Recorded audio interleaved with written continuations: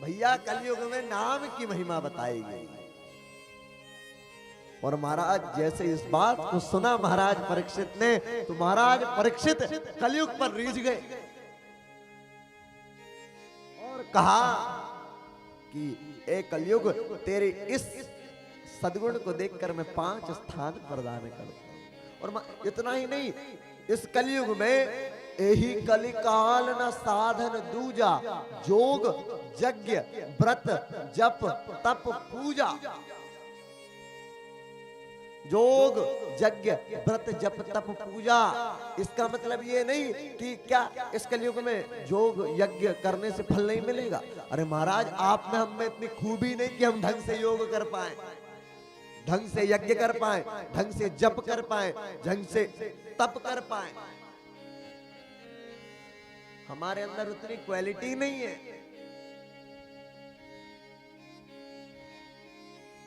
तो महाराज परीक्षित ने जब सुना कि भैया नाम की महिमा है, तो कलयुग पर रीझ गए और कहा, हे कलयुग, मैं तुझे 4 स्थान प्रदान करता हूं। कौन कौन से जानते हैं? द्युतम पानम स्त्रिया सूना, यत्रा धर्माश्चतुर्विधः। बोले रे कलयुग, द्युतम पानम स्त्रिया असूना, यत्रा धर्माश्चतुर्विधः। द्युतम अर्थात जहां पर जुआ खेला जाए, पानम अर्थात जहां पर मदिरा पान किया जाए, मतलब शराब का पान किया जाए। स्त्रिया जहां पर परस्त्री गमन किया जाए।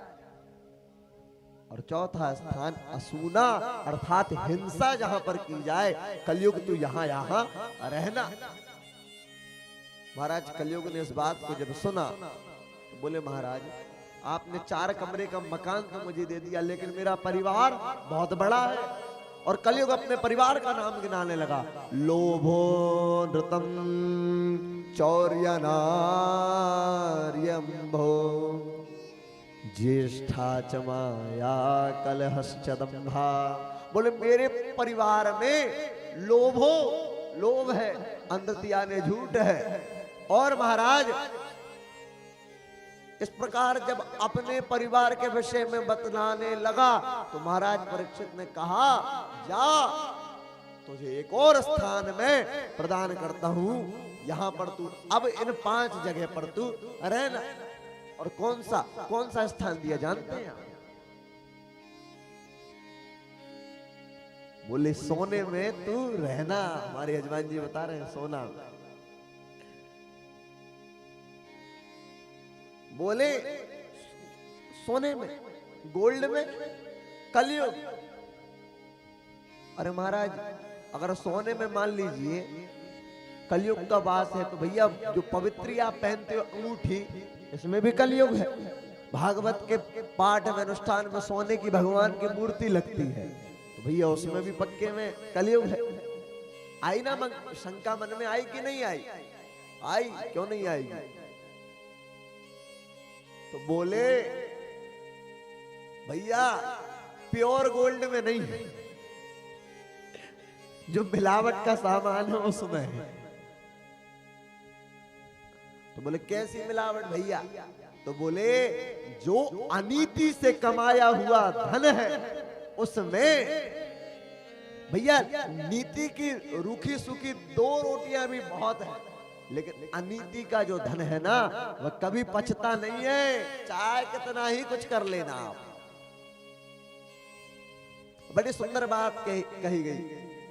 अनीति से धन होते हैं वर्ष 7 अरु 5, तुलसी 12 वर्ष में वो तो चला मूल से जा। अनीति का धन यदि घर में आता है तो लगता तो ऐसा भाई खूब पैसा हो गया, लेकिन कहा वर्ष 7 अरु 5, ज्यादा से ज्यादा 5 से 7 साल रहेगा। और महाराज तुलसी 12 वर्ष में वो तो चला मूल से जात। 12 साल के अंदर अंदर जो आपने नीति से कमाया था ना, उसके साथ चला मूल से जाए, सब कुछ नष्ट हो जाए। इसलिए नीति का धन, यदि आपने काम किया 2 घंटा तो 2 घंटा का पैसा लीजिए, और नहीं तो महाराज कलयुग आ जाएगा, आपके घर के पैसे में तो जान लेना सब कुछ चला जाएगा। महाराज ये इस पर कलयुग पर महाराज परीक्षित ने कृपा कर दी और कलयुग इन स्थानों पर रहने लगा। और यदि कोई भी अपना कल्याण चाहता है तो इन स्थानों पर उसे नहीं जाना चाहिए, ये कार्य उसे नहीं करना चाहिए। और महाराज परीक्षित वहां से विदा हुए। एक समय की बात है, स्वयं महाराज परीक्षित भूले और अपना जो राजकोष है वहां पहुंचे और वहां जाकर एक स्वर्ण का मुकुट देखा तो बड़ा सुंदर लगा। तो महाराज परीक्षित ने कहा जिसे धारण करता हूं। और महाराज वह जो मुकुट था वो जरासंध का मुकुट था, और जरासंध ने तो जीवन में जो भी कमाया सब कुछ तो अनीति का ही है, और उसमें कलयुग का वास पहले से ही था। और महाराज परीक्षित ने उस मुकुट को अपने मस्तक पर धारण किया और चले गए वन में आखेट के लिए, शिकार करने गए।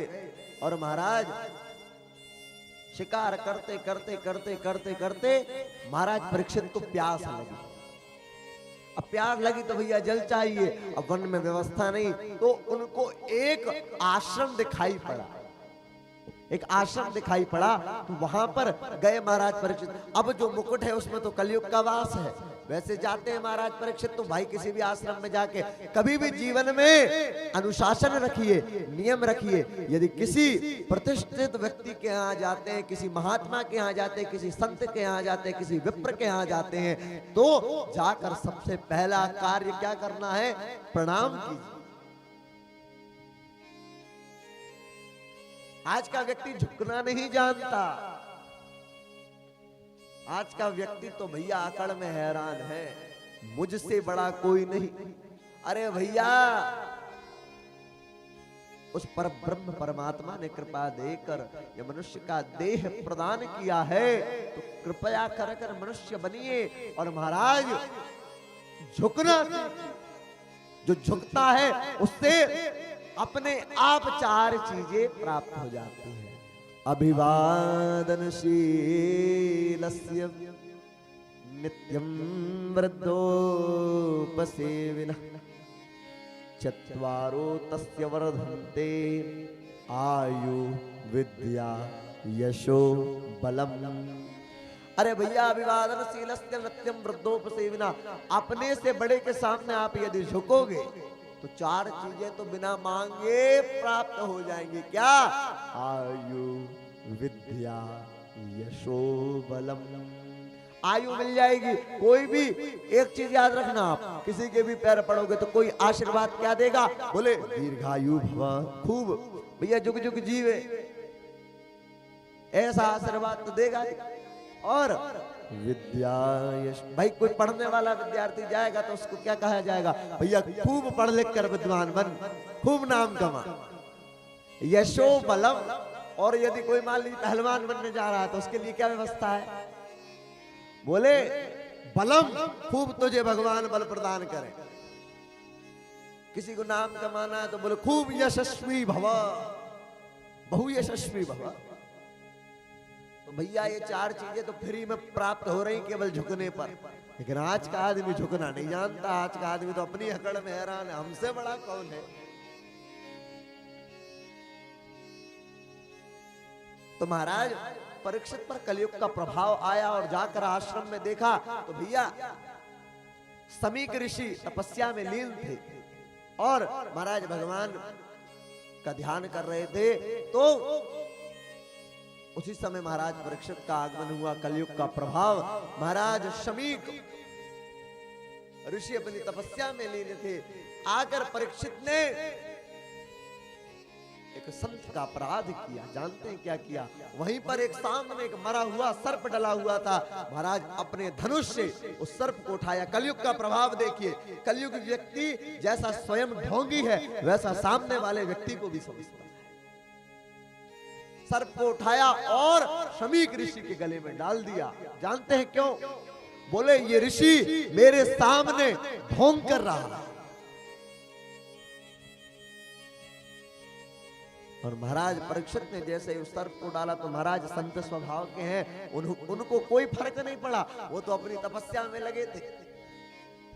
और परीक्षित ये अपराध करके, संत का अपराध करके चले गए अपने महल की ओर। उसी समय कुछ समय के पश्चात जो शमीक ऋषि के कुछ शिष्य आए और आकर महाराज जैसे ही देखा शमीक ऋषि को, गए सीधे कहां जानते हैं? शमीक ऋषि का पुत्र है जिसका नाम क्या है? श्रृंगी। उसके पास गए। अब श्रृंगी तो जो है स्नान कर रहा था नदी में, कौशिकी नदी में स्नान कर रहा था। अब श्रृंगी को आकर शिष्य कहते हैं कि ए श्रृंगी तू यहां स्नान कर रहा है, वहां जा, तेरे पिता के गले में किसी ने सर्प डाल दिया, मरा हुआ सर्प डाल दिया। और ब्राह्मण युवान बालक पहुंचा, जाकर जैसे ही अपने पिता को देखा तो महाराज राक्षो वैश्यान ऋषि बालक कौशिकीं जलम उपस्पृश्य वाग्वर्जं विससर्जः। कौशिकी नदी का जल हाथ में लिया अपने कमंडलू से और कहा इति लंघित मर्यादम तक्षकं सप्तमे हरि।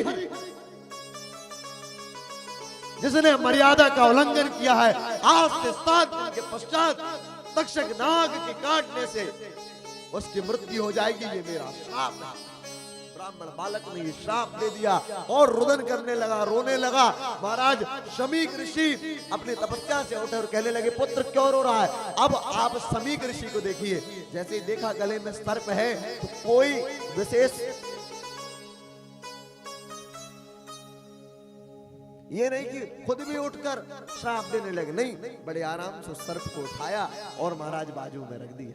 ये ऋषि का स्वभाव। लेकिन युवान बालक, ब्राह्मण बालक, महाराज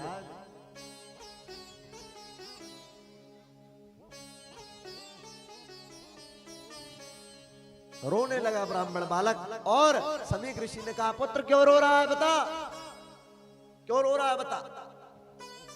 बोले पिताजी आप जब तपस्या कर रहे थे उस समय आपके गले में जो सर्प डला हुआ था, मैंने इस घटना को देखा तो महाराज मैंने जिसने सर्प उस मरे हुए उस मृत सर्प को आपके गले में डाला है उसे श्राप दे दिया है। और महाराज जैसे ही ध्यान किया शमीक ऋषि ने, देखा पुत्र ये तूने ठीक नहीं किया। अरे ये तो प्रजा के पालन करता, ब्राह्मण संतों का सम्मान करने वाले, महर्षियों का सम्मान करने वाले राजा परीक्षित थे। कलयुग के प्रभाव के कारण उन्होंने इस कार्य को किया, तूने ये ठीक नहीं किया, तुझे उन्हें इस प्रकार श्राप नहीं देना था पुत्र। और महाराज शमीक ऋषि ने कहा अब तो तूने, भैया ब्राह्मण का वाक्य है, ब्रह्म वाक्य। शमीक ऋषि ने अपने 2 शिष्यों को भेजा, जाओ जाकर महाराज परीक्षित को बता दो, अरे ए राजा अपनी मृत्यु को तू सुधार ले। और यहां जानते हैं राजा परीक्षित आए और यहां जैसे ही महाराज परीक्षित आए और आकर महाराज जैसे ही उस मुकुट को उतारा, कलयुग का प्रभाव हटा और महाराज परीक्षित स्वयं रोने लगे, झरझर झरझर अश्रु गिरने लगे कि मैंने आज एक संत का, एक ब्राह्मण का, एक महर्षि का अपराध किया है।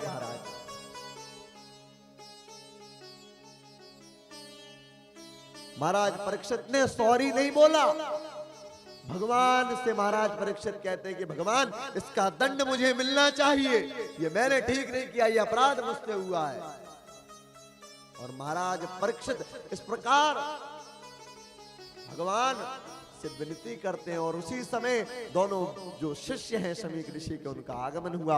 और महाराज जैसे ही ब्राह्मण पुत्र ब्राह्मण ऋषि आए तो उनका स्वागत किया महाराज परीक्षित ने, चरण धुलाए और महाराज परीक्षित से वार्ता प्रारंभ हुई। सीधे आकर दोनों ब्राह्मणों ने कहा कि हे परीक्षित, हमारे गुरुजी शमीक ऋषि के जो पुत्र है श्रृंगी, उन्होंने तुम्हें श्राप दे दिया है, आज से 7 दिन बाद तुम्हारी मृत्यु हो जाएगी, जाओ जाकर अपनी मृत्यु को सुधार लो। और महाराज परीक्षित रुदन करने लगे कि, और इसलिए नहीं रोए कि मृत्यु का डर है, इसलिए रोने लगे कि भगवान कितने भक्त वत्सल हैं कि मैंने अभी कुछ ही समय पहले भगवान से कहा था कि भगवान इसका दंड मुझे मिलना चाहिए, और भगवान ने तुरंत ही मुझे उसका दंड प्रदान कर दिया।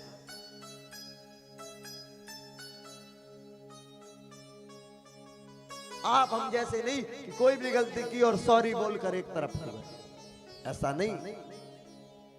भगवान मुझे दंड दीजिए।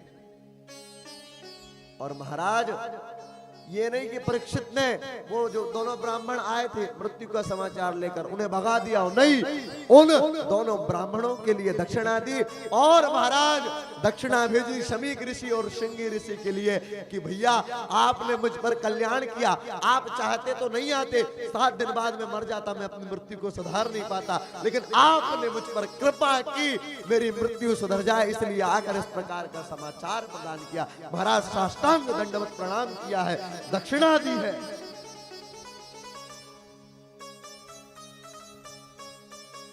इस प्रकार महाराज परीक्षित ने तत्क्षण अपना राज्य पाट इत्यादि सब कुछ अपने पुत्र जन्मेजय को सौंप कर, और महाराज परीक्षित सब कुछ त्याग कर चले गए शुक तीर्थ।